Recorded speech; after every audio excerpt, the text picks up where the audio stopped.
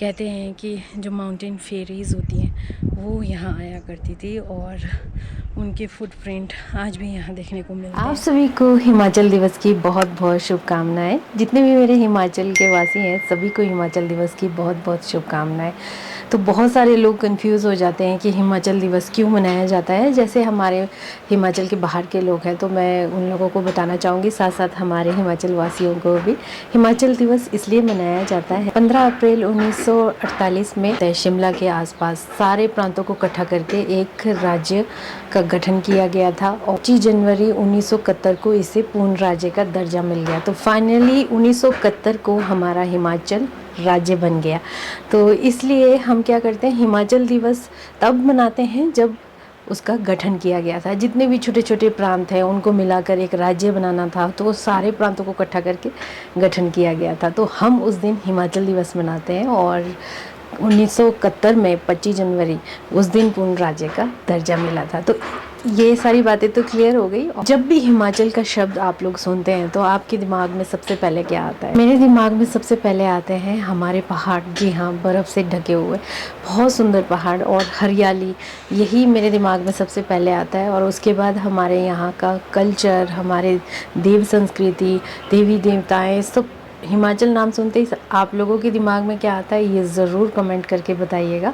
और हिमाचल को fruit bowl of India भी कहा जाता है, क्योंकि आप लोगों ने मेरे बहुत सारे व्लॉग्स में देखा होगा कि मतलब हर प्रकार का यहाँ पे फ्रूट मिलता है। आज मैं आप लोगों के साथ शेयर करूँगी कुछ ऐसी बातें जो कि हमारी सोच से भी परे होती हैं और हम भी सुनाई बातें आप तक पहुँचा रहे हैं। कुछ प्रूफ नहीं है, प्रमाण नहीं है इसका, तो ऐसे ही मैंने अपने बुज़ुर्गों से सुना, तो अब आप लोगों को मैं वो चीज़ें दिखा रही हूँ। तो चलिए फिर। तो आज मैं आप लोगों को एक ऐसी जगह पे लेके जा रही हूँ जहाँ पे आप लोग भी हैरान हो जाएंगे।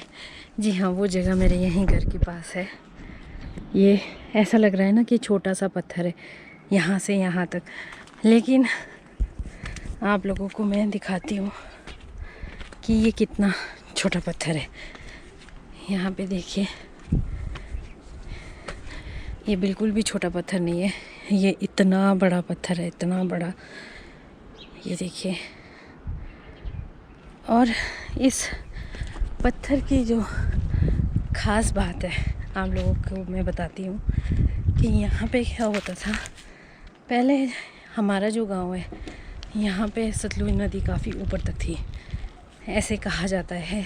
मतलब बहुत साल पहले, पता नहीं कितने साल पहले की बातें हैं ये, जब द्वापर युग था शायद से हम कह सकते हैं। बहुत साल पहले यहाँ पे इस तरीके से पूरा पानी पानी होता था और पानी होने की वजह से यहाँ पर कहते हैं कि जो माउंटेन फेरीज़ होती हैं वो यहाँ आया करती थी और उनके फुटप्रिंट आज भी यहाँ देखने को मिलते हैं।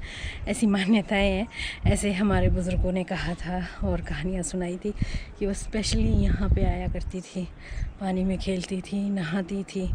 तो उनके फुटप्रिंट्स कुछ यहाँ पे अभी ये रहे फुटप्रिंट्स। जी हाँ, यहाँ पे भी देखिए और यहाँ पर भी देखिए। जब हम छोटे हुआ करते थे तो इस पत्थर पे बहुत सारे फुटप्रिंट्स देखने को मिलते थे और अब धीरे धीरे वो फुटप्रिंट्स भी मिटने लग गए हैं, क्योंकि अब जैसे बर्फ़ पड़ जाती है और सालों से बर्फ़ पड़ रही है तो धीरे धीरे ये फेड होने लग जाते हैं।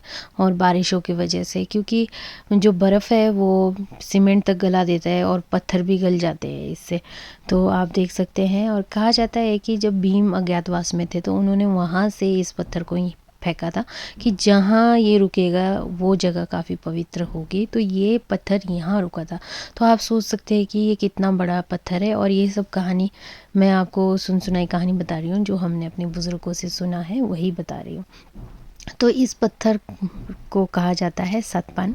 हमारे ग्राम देवता जी भी बहुत मानते हैं इस पत्थर को। और इस पत्थर पे गांव के लोग बहुत सारी चीज़ें सुखाते हैं, चाहे एप्रिकोट्स हो गए, जो मर्जी, मतलब अनाज जितने भी हैं सारे यहीं पर ही सुखाते हैं। और आप देख सकते हैं यहाँ से शुरू हो रहा है ये पत्थर और आगे कितने दूरी पे जा रहा है। तो इस तरीके से पांडवों से भी जुड़ा है और ये फेरीज से भी जुड़ा हुआ है, क्योंकि आप लोगों को पता ही है जब पांडव अज्ञातवास में थे तो वो पहाड़ों में ही थे और उन्होंने कई मंदिरें भी बनवाई और कई ऐसे ऐसे बहुत सारी चीज़ें ऐसे देखने को मिलते हैं, चाहे वो उत्तराखंड में हो चाहे हिमाचल में भी हो। तो यहाँ पे भी उनसे ही ऐसी कहानी जोड़ी गई है कि ये पत्थर उन्होंने ही फेंका था। तो ये जो आप दारा देख रहे हैं नीचे की तरफ नाली टाइप्स गया हुआ है, तो जैसे हम अपने देवी देवताओं को शराब ऑफ़र करते हैं, हमारे हिमाचल में ये लगता ही है जो हम तभी हमारे को लाइसेंस दिया गया है इस काम के लिए, क्योंकि हमारे यहाँ पे देवी देवताओं को चढ़ावे में शराब लगता ही है। तो और उसके बाद यहाँ पे देख सकते हैं रोबेनिया के फूल भी खिलने लग गए हैं आजकल। और आजकल मौसम अब अच्छे से खुल गया है, बारिशें भी अब नहीं हो रही है, अब पूरा क्लियर है मौसम। तो आप लोग बेझिझक आ सकते हैं। मुझे एक कमेंट आया था कि मौसम आप लोगों का ख़राब है हिमाचल में, तो हमने घूमने आना था किन्नौर में, तो अब बिल्कुल क्लियर है। तो ये देखिए 4-5 दिन से धूप चकाचक होने की वजह से यहाँ पे भी बर्फ़ पिघल रही है।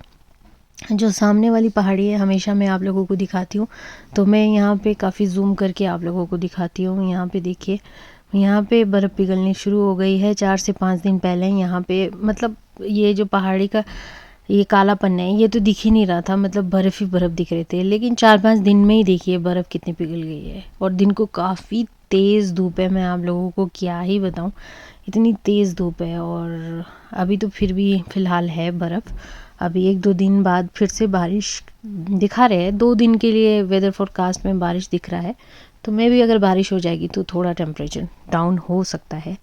तो आप देखिए यहाँ पे, और ये बिल्कुल मेरे घर के सामने वाली पहाड़ी है यहाँ पर। और यहाँ पर भी बर्फ़ बहुत जल्दी पिघल जाती है, हालांकि अभी लेट बर्फ़ पड़ने की वजह से यहाँ पे भी अभी देख सकते हैं काफ़ी बर्फ़ है। वैसे यहाँ इस पहाड़ी पे बर्फ़ बहुत कम रहती है, यहाँ पे बस पहाड़ी में कम शम बर्फ़ रहती है और बस इतना ही है। तो आप लोग देख सकते हैं यहाँ पे कितना सुंदर लग रहा है बर्फ़। जब मैं ऐसे जूम करती हूँ तो मुझे लगता है कि मुझे वहाँ जाना चाहिए। और ये मेरे तीसरे तरफ वाली पहाड़ी है, जब मैं आप लोगों को काफ़ी बार इसे भी दिखाती हूँ। तो यहाँ पे भी बर्फ़ बहुत कम रहती है, बहुत जल्दी पिघल जाती है, लेकिन अभी आप देख सकते हैं इस पहाड़ी में बर्फ़ है, क्योंकि धूप डायरेक्ट पड़ती है वहाँ पे, तो बर्फ़ का नामो निशान ही नहीं रहता, मतलब बहुत जल्दी पिघल जाती है इधर बर्फ़। और देखिए इस साइड तो फिर भी पिघल गई है, थोड़ी थोड़ी ऊपर है। और यहाँ पे मैं आप लोगों को एक जगह दिखाऊंगी जहाँ पे इस गांव में बहुत धूमधाम से त्यौहार मनाया जाता है। उस त्यौहार का नाम है डखरेन। जी हाँ, डखरेन का त्यौहार यहाँ बहुत धूमधाम से मनाया जाता है। तो इस चोटी पर जाकर जिनके परिवार की डेथ हुई होती है उनके नाम के यहाँ पे झंडे लगते हैं, और पूरियाँ वगैरह अपने पूर्वजों के लिए ऑफ़र भी करते हैं। यहाँ पे पूरियाँ, जो भी खाने पीने की चीज़ें, वो त्यौहार ऐसे मनाया जाता है।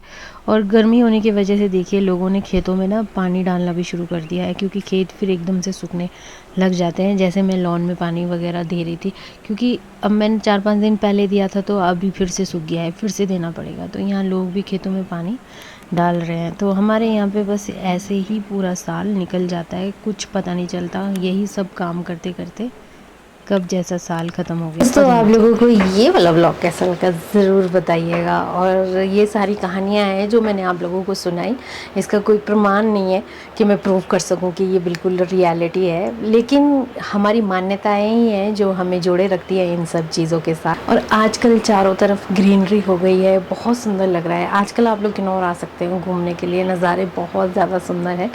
और मिलती हूँ नए ब्लॉग में नए टॉपिक के साथ, तब तक के लिए बाय बाय, टेक केयर।